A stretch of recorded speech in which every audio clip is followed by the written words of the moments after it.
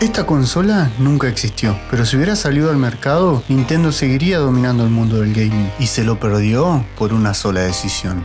Era el año 1988, Nintendo no era solo una empresa, era el videojuego. Controlaba el 90% del mercado, cada consola que lanzaban era un éxito mundial. Cada juego que aprobaban se convertía en historia. Mario, Zelda, Metroid, nombres que todavía resuenan. Nintendo había resucitado una industria entera tras el crash del 83, y ahora, desde Japón, dictaban las reglas del juego. Nadie los tocaba, nadie los desafiaba, nadie podía. Pero cuando eres invencible por tanto tiempo, hay un problema. Empezás a creer que nada puede salir mal. Digamos que estaban en su zona de confort. Y en ese mismo momento, del otro lado de Tokio, había otra gigante.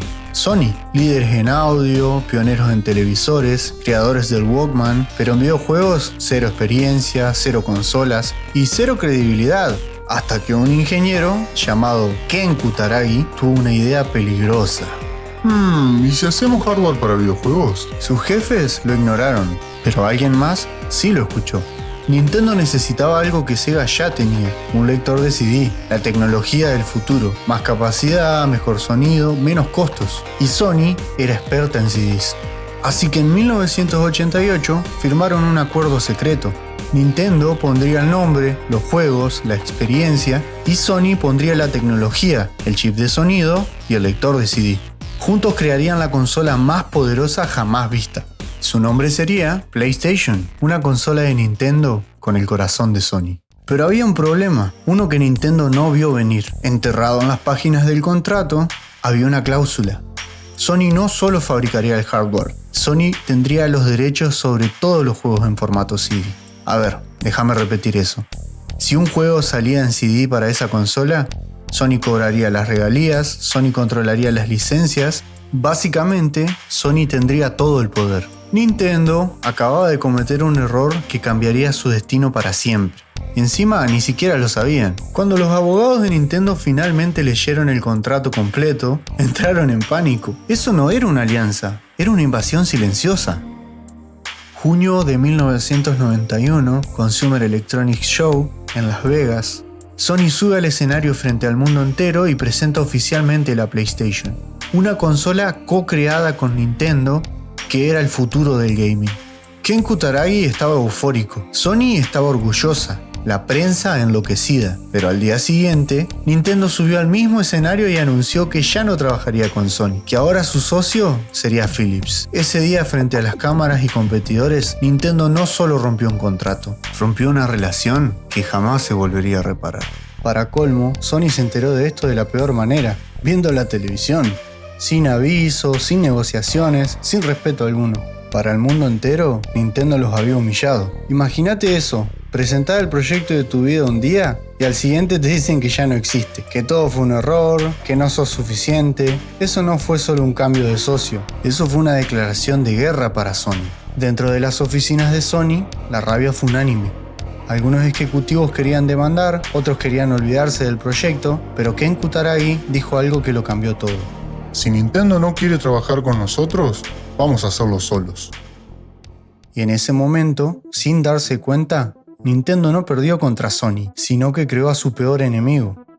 Y sí, porque Sony tomó la peor decisión que Nintendo pudo haber provocado. Siguieron adelante, sin ellos, sin cartuchos y sin límites. Contrataron a los mejores ingenieros, negociaron con desarrolladores que Nintendo había rechazado y diseñaron un marketing que hablaba a adultos, no solo a niños. Y en 1994 lanzaron la PlayStation. No era una consola de Nintendo, era algo mejor. Gráficos en 3D que parecían imposibles, CDs que costaban centavos producir, juegos como Final Fantasy VII, Metal Gear Solid, Resident Evil, títulos que redefinieron lo que un videojuego podía ser. Y en cambio Nintendo siguió apostando por los cartuchos, por el control absoluto, por cosas que pronto iban a ser el pasado.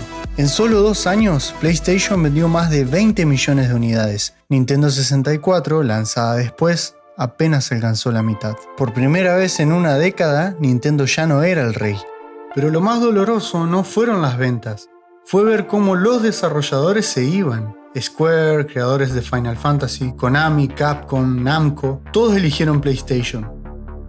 porque Sony les daba libertad. Sony los trataba como socios, no como súbditos. Nintendo dominaba las ventas, pero estaba perdiendo a quienes construían su catálogo.